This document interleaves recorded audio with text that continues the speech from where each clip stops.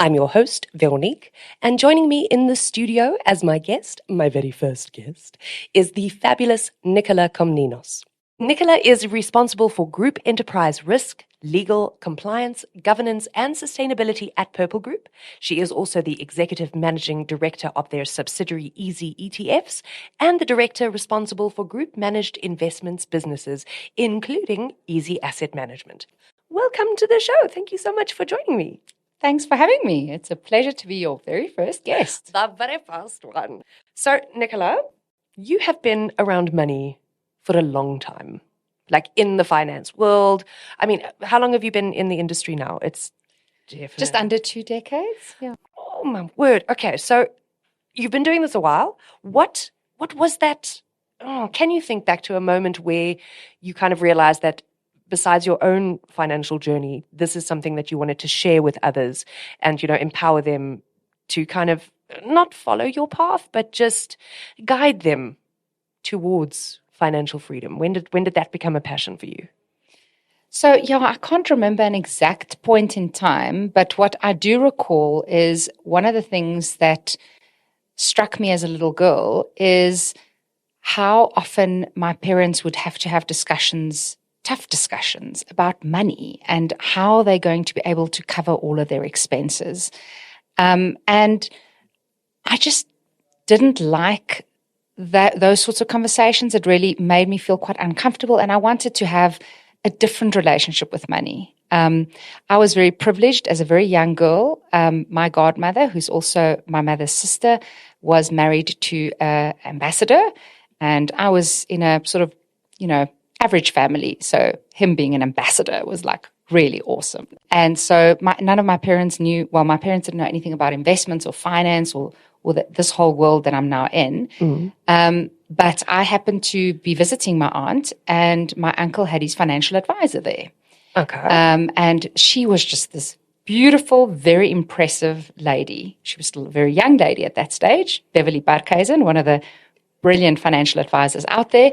And I, as a young girl, met her and just saw her, and she just became an instant role model for me. I mean, she dressed beautifully, but she also sounded so interesting, and she could articulate herself so well, and she knew numbers, and she could explain markets and investing, etc. And I was just fascinated by her and that exposure. And one of the things she told me back then that I still implement till today is, Nicola, it's just about being in the market. So I'm just reflecting on my years in the industry and worked at the JSE for some time. And, around the braai, everyone comes to you like, oh, Nicola, but you work at the JSE. Give me a little tip. Which shares must I buy? And when must I buy it? And I always say to the guys, it's not about timing the market. It's spending time in the market, which is a pearl of wisdom I learned from her and that I still apply till today. Because the big thing is about getting your foot in the door, just investing, just start, just taking that first step, any little bit of money that you've got. Is it really that simple though? I mean, you're not the first person that I've heard this from when you say just start. I mean, when I joined EasyEquities, we got a little 50 Rand voucher. Do you know how long it took me to invest that? Because I looked, I'm like, oh, it can be very overwhelming. So, but you're saying rather, is it better to just find something that kind of resonates with you and just start with that? Obviously things will come from that, but is that what you're saying? Just start. Where? So I would say just start, but I wouldn't just leave you there. I wouldn't say anywhere. I would say, because of my exposure and having back in the day then, financial advisors pretty much just sold products that are known as unit trusts. And so that's how I got exposed to markets and investing. And a unit trust is a fairly sort of, safe vehicle. It's very well regulated to start investing. And it generally is a quite nice balanced fund. It's got exposure to different types of shares, bonds, property, whatever the case might be. So I would suggest, if it is your very first step in investing, look at something like a balanced fund. But nowadays, times have moved on, and we've got wonderful other types of investment products out there in the market. There's this great new product, I think many people know about it now, but there's some that still don't know about it, which is called exchange-traded funds, which is essentially the same thing. Most of them are registered collective investment schemes. They're listed on the stock exchange, not just on the JSE in South Africa, but these are products that are listed all over the world. And in the US markets, the listed ETF market is now bigger in terms of size and number of assets than they call it mutual funds, but their unit trust market. Well, that's cool. Okay, so now we've started. We've started. What do I need to look out for, even when investing in something that could be seen as being safer, like an ETF or a unit trust?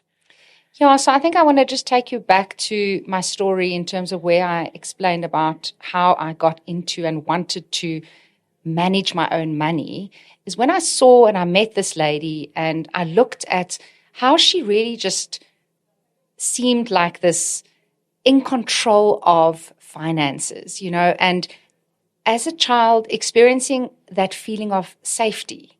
And, whereas not that my parents made me feel unsafe at all, but when they did worry about money, you as a child pick up that worry and you worry with them. And she just wasn't worried. And so I was just thinking, stress-free. What is this recipe this woman has got? And so it was more about the tips of be invested, be in the market. Let your money work for you. Don't let you work hard for your money. And that's the sort of lessons that I learned and what the type of lessons that I want to pass on and that I've passed on over the years. I remember I started a little investment club with a group of friends of mine just when we started working. And we used to say, we're rather going to buy shares than shoes. Oh, so that was our little thing. Because we love shoes, we still love shoes, but we try to limit and just buy a couple of, very good quality ones and not quality too over many. Quantity. Yes, and then we had this little investment club for them as well, because most of my friends aren't in investments and finance. We all got together and we said, okay, well, where do we start? And believe it or not, I studied investments. It's not easy to choose, like, where do you start? And that's why I'm suggesting looking at something like a balanced fund. But what we ended up then doing is saying, well, there's a whole bunch of exchange-traded funds listed on the market. Let's start somewhere. And then every month we rotated and every lady did some research and she came with a proposal of another type of product that we could then buy. But we decided to leave it within the exchange-traded fund category just because we knew it was collective investment schemes. They were regulated by the FSCA in South Africa, but it was also regulated by the JSE because it's listed. And we liked it because it was a collective investment scheme. It wasn't just buying one share. It was a little basket of things. So it felt like less risky than buying individual shares. Not your normal book club. I like it. Share club. Yeah, it was when we started. It was when we started working. It's friends that I made as I started working. We all got together so as you got in there. So it truly has been part of your mindset for many, many years. Yes. I love what you said there about your money should be working hard for you. I don't think. You say it just rolls so naturally off of your tongue, but I don't think many South Africans view money that way, as something that can work hard for them, something that comes in and then by the first of the month it's in and it's out and it's gone. So that concept, I think if we can get that across, I think that is a brilliant piece of information. Just right off the gate. So one of the things my parents obviously taught me is they were super hardworking, both of them. And so I could see that they were really working very hard for their money. And so I took that little gem from them and I applied it in my life. And as from a young little girl, hustled a lot because I had met this wonderful financial advisor who told me I've got to have my money invested. But I didn't have any money to invest. So I had to go find money first. So then I would ask my dad, well, can I organize his socks? Because he loved having his socks organized in the same color coding. And he'd give me some pocket money for that. And I'd make him sandwiches to take to work so that he can save some money on not having to buy something at a restaurant. And that would help him, but I'd also get some money out of that. And then as I got older, there were market days at school, primary school, high school. I ended up making little beaded bracelets and necklaces and those things that you hang in front of your door. And I also made candles, and I sold those perfume, those perfume girls in the shops. That was me. Okay. I was also a tutor, so I even coached hockey. So So you anything I could get to get some money together and then invest it so that money can then go and grow and become a bigger nest egg. Because the lesson I was learned is keep your money in the market, give it time to grow, because over time that money makes little baby monies and that money then grows and grows over time. So you've worked hard for that initial amount of money that you've put in, but now that money goes and work hard for you so that it becomes more money. So how do we... Because I think there's quite a gap between how we perceive our now self and our future self. Especially, I think the younger we are, the less we think about future self, and it's always something like, oh, yeah, exactly. How do we bridge that? Is there, if you don't, you can't see it, touch it, taste it, feel it's something that's happening then. So how do we bring it closer? Yeah. I know you're really good with numbers. So should we see if we can paint a picture where I've got some money, I earn a salary every month, I've got a little bit that I'm going, okay, right, I'm deciding to make that first step. I'm going to take the first step. I'm going to invest it somewhere. Cool. Where are we going to invest it, and how does it look after a few years?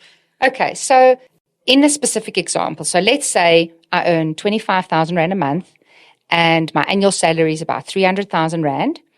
If you can, try really, really hard to take at least 12%. So my rule of thumb for myself, I'm very hard on myself. I want to take 20% of my salary every month because it's for my future self. It's for me in the future so that I've got a good, happy life in the future. So I would encourage you to do more, but let's use my example of 12%, which I think is a good number.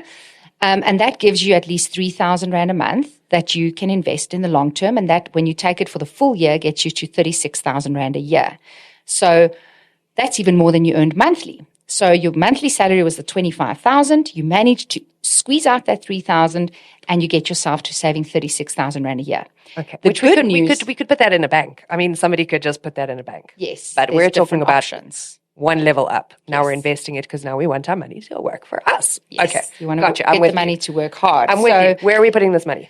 So there are a couple of options. The one that I think is something that everyone should consider, because one of the key things about investing your money is you want the money to work hard for you, which means that you want to make sure there are as few obstacles in the way as possible. Some of those obstacles are if you have to pay too much tax. So let's look at the products that are most tax efficient. So those are generally your retirement type vehicles. So you've got, if your company has a pension fund or a provident fund or a retirement annuity, those are the types of products, and you can be part of that.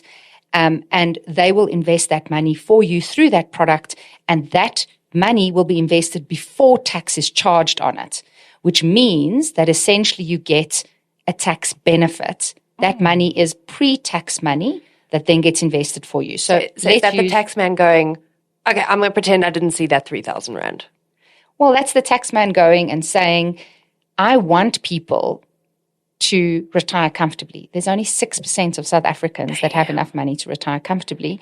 And the tax man is saying, I am willing to give you a certain amount of money, 27.5% of your salary. That's actually the amount. Oh, wow. Okay. Up to a maximum amount of 350,000 Rand a year, that you can go and invest tax-free in a retirement product. Okay. So whether it's a pension fund or a provident fund or retirement annuity.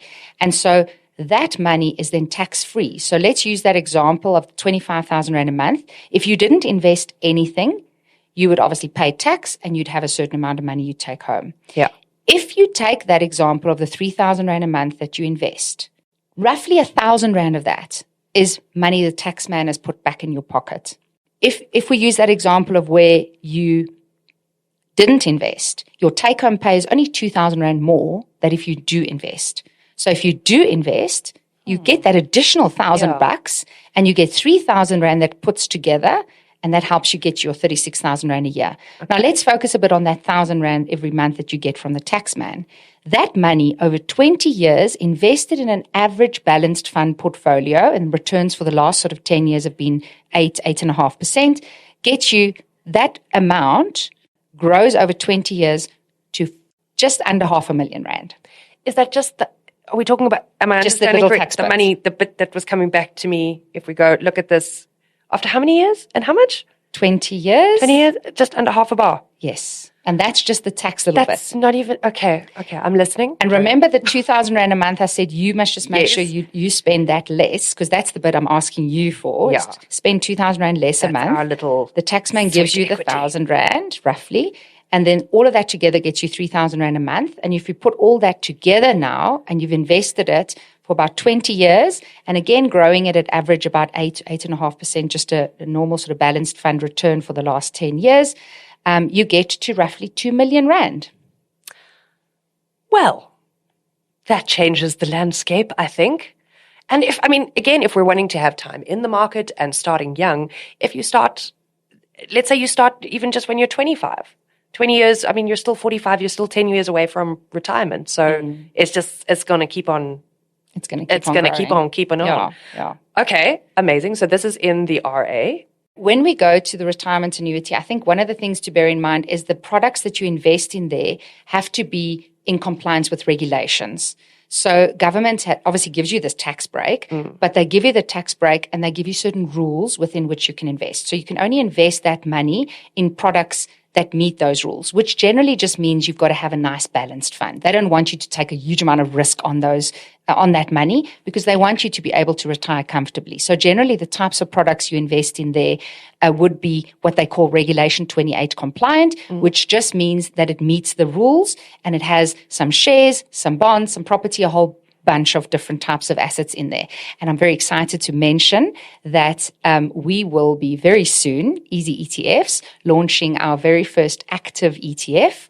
And the one example in here, you could be very easily using that balanced active ETF in your RA. I like it. I like it a lot. Yeah. And it will probably give you better returns than the 8.5% because it's actively managed. So it's seeking to outperform the market, not just get average market returns. Okay. RA, I'm loving an active ETF, loving RA. Other tax benefits. Other tax benefits. Yes. So the other option, or you could do both. You could do a bit of both. But let's just give you the other option as well, is there's the tax-free savings account. And specifically for me, this option is probably there for people that want to take a little bit more risk. They don't want to do a balanced fund. They want to potentially take a ETF or a unit trust or whatever the case might be that is invested in just shares. And you can do that through the tax-free savings account structure. Okay. So there's a few rules in there as well, but generally it includes unit trusts and it includes ETFs. You can also put bonds in there. So government bonds are on our platform, and they're also in our RA, by the way. And that's an industry first, by the way. Can we just pause there? I think it's pretty cool. Whoop, whoop, for us. So the tax-free savings account, this is where government gives us 36,000 Rand a year, where they pretty much say you can take that full amount, 36,000 Rand a year, up to a lifetime contribution of 500,000 Rand, and you can invest that in your tax-free savings account. You don't get taxed on anything in that investment. Nada. Nothing. Zero tax there. You obviously were taxed on the money before it went in there, but none of it will be taxed. And I want to give you that same example of where we take that 25,000 Rand a month income. You take about 12%, which is your 3,000 Rand a month that you put in there. Remember, this is now after-tax money though. And you invest that money, and in 20 years' time, and remember there's the cap of 500,000 Rand that you can invest in that money, but you still grow it. And in this case, because you can take a little bit more risk and use a product that I'm super excited about, which is going to be listing on the 25th of October, which is an actively managed ETF. But this one is the AI World ETF, which is looking at companies that are lead adopters of artificial intelligence. So, and that ETF gives you a little bit more risk, so it can take more equity exposure. And I've used as an example the last 20 years percentage return of high equity balanced funds, which is about 12%. And that instrument value can then grow, or that basket of your tax-free savings money can then grow to 2.2 million Rand. What? In 20 years' time. And that's that 500,000 that you contributed. So this is what I'm talking about. Because if I was 18 and somebody came to me and said, by the way, in 20 years' time, if you invest 3,000 Rand, you could have over 2 million Rand. I think more people would kind of go, maybe this is something that I should look into. Maybe it's not 3,000 Rand a month. Maybe it's 500 Rand a month. Maybe it's $50 a month. Exactly. I think we think of money as being this big thing. And because they keep saying you need to have money to make money. So people think, I've got to have 100,000 so that it can grow to this thing. It's those small increments that will eventually grow to those. It doesn't have to, it just makes me, because it doesn't have to be the way it is. It doesn't have to be wait until I've got all of this money. Don't wait. Keep it simple. Yeah. Don't wait. Just take the first step. Yeah. Just start investing today. And I just want to share, now that you've said you're 18-year-old, I want to go back to... Wait, no, I don't have an 18-year-old. Let's just clarify that. Your 18-year-old self. The 18-year-old self. Okay, there we go. Whew. You want to talk to your 18-year-old self? Yes. I'm thinking of my 7-year-old self. Would have been awesome if I knew about this tax-free savings account. Wouldn't it have been nice? And I want to give that gift to my children. So I've got a little boy who is 7 years old, and I've got another boy who is 9 years old, and a third little boy who is not so little anymore. He's turning 11. That's a lot of boys. Yeah, so it's 3 of them. And they've got into this proper rivalry now of getting their EasyEquities accounts up to a higher investment amount, which is really awesome. They're starting to put their money that they got from the tooth fairy in there. They put their money that they got for their birthday in there. Any little piece of money they get for chores, etc. And I've got a little deal with them. So I give them pocket money monthly. If they choose to use the pocket money on their V-Bucks or a soccer ball or, all those goodies kids love, or sweets or whatever, then that's fine. But if they choose to put their money in their EasyEquities, I'll take a bit of my money as well and put it there in with their EasyEquities. So they've got this rivalry now between them, and they're like, oh, look at my EasyEquities account. And, oh, my birthday is, Nicholas is so excited. My 7-year-old is turning 31 December, and he can't wait for his birthday because he wants to put more of his birthday money into his EasyEquities. Man. So I took that example of that contribution of the tax-free savings account for 36,000 Rand a year. It would have been awesome if I could do that for them. I can't. But if they can hassle it over the years and they start putting some of their money, a bit of my money over the years, and we get to contribute their 500,000 over their lifetime. Nicholas has got so much time to invest it. He's got 48 years, if you think of he's 7 years old, until he's 55 years old. And I did the little calc. And if he does get to invest that 36 up to 500,000, the money that he can withdraw when he's 55 years old is 10 million Rand. I was floored. What? Don't tell SARS. I don't think they've done the long-term calculations. We'll just keep it our little secret. 10 million Rand. What? That is... I think SARS wants this. Yes. Because we need to create intergenerational wealth. And I was actually working at the JSE when we were lobbying about this tax-free savings account. And that's what we were talking about, is we need to get ourselves out of that poverty cycle. Yes. And create this exposure for our kids and our kids' kids, etc., so that they all can comfortably retire. Yeah. And this is where it starts. It starts with one parent teaching one child. And that child growing up, this is how we do it. Nicola, thank you so much for joining me. I've had a wonderful chat with you. And before you go, I have a little anonymous question for you. I think I'm gonna build this into the show. You're going to ask a question that I shall ask a guest at a later stage. But I have a little anonymous question for you. And the question goes like this. What is it that motivates you to get out of bed in the mornings on those days when it's really hard? Sure, that's a tough one. Because we're now virtually working, sometimes I do just stay in bed and work from bed. That's a little secret. Your secret is safe with me.